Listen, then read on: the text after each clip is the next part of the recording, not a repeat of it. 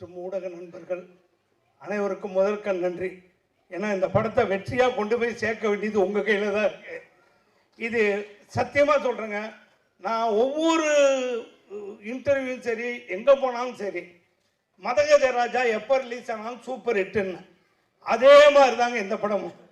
தேசிங்கராஜ் ஆரம்பத்தில் எண்டு வரைக்கும் சும்மா கலகலகலகலகலன்னு சூப்பராக நீங்கள் பார்த்த முதல் தேசிங்கராஜா, வேலைன்னு வந்துட்டா வெள்ளக்காரன், அதே மாதிரி இதுவும் மிகப்பெரிய சக்ஸஸ்.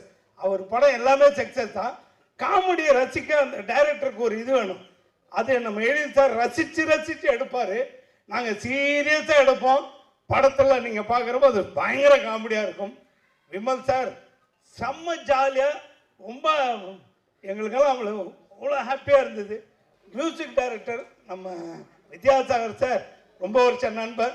அவருடைய மெலோடி சாங்கும் சரி, டப்பாங்குத்து சாங்கும் சரி, எல்லா சாங்குமே கலக்கலாக இருக்கும். வித்யாசாகருக்கு ரொம்ப தேங்க்ஸ், ரொம்ப நன்றி. கேமராமேன் செல்வா சார், அதாவது எங்களோடு இணைஞ்சு ரொம்ப ஜாலியாக உட்காரவே மாட்டாருங்க. பர பர பர பர பரபரம் வேலை செஞ்சே ராத்திரி 12 ஆகிடும். என்ன சார் அப்படின்னு கேட்கும். அவர் ஜாலியாக எங்கள் கூட ஒர்க் பண்ணிகிட்டு இருப்பார். அவருடைய அசிஸ்டன்ஸுக்கும் எனக்கு வாய்ப்பு கொடுத்த எழில் சாருக்கு ரொம்ப ரொம்ப நன்றி. இங்கே வந்திருக்கிற திரையுலக டைரக்டர்கள் மற்றும் தயாரிப்பாளர்கள் அத்தனை பேருக்கும் ரொம்ப நன்றி. எழில் சாருக்கு மீண்டும் நன்றி.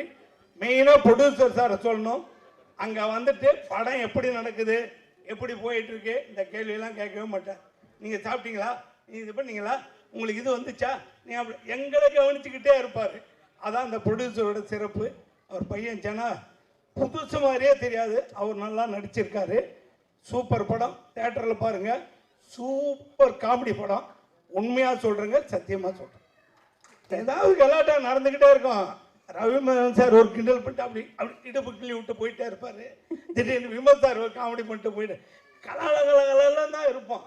ஆனால் சீன் வந்துட்டால் சீரியஸாக இருக்கணும். எழில் சாருக்கு விளையாட்டுத்தனமாக இருக்கக்கூடாது.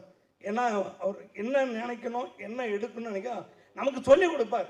நம்ம எங்கேயா மிஸ் ஆனால் கூட சாமி இதை பண்ணுங்க, இதை பண்ணுங்க, ஒருத்தருக்கும் அவர் சொல்லிக் கொடுப்பாரு. அந்த அளவுக்கு அவர் அவ்வளோ இன்வால்வ்டாக ஒர்க் பண்ணுவார். எழில் சாருக்கு ரொம்ப தேங்க்ஸு, ரொம்ப ரொம்ப தேங்க்ஸு. அவர் படத்தில் நான் ஒரு 5-6 படம் நடிச்சிருக்கேன்.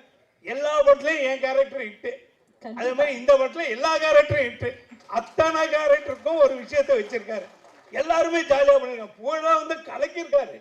இந்த மாதிரி படம் நீங்கள் பாருங்கள். நாங்களே எங்களை புகழ்ந்துக்க கூடாது. நீங்கள் தேட்டரில் பார்த்துட்டு உண்மையை எழுதுங்க, அதுதான் முக்கியம். தேங்க்யூ.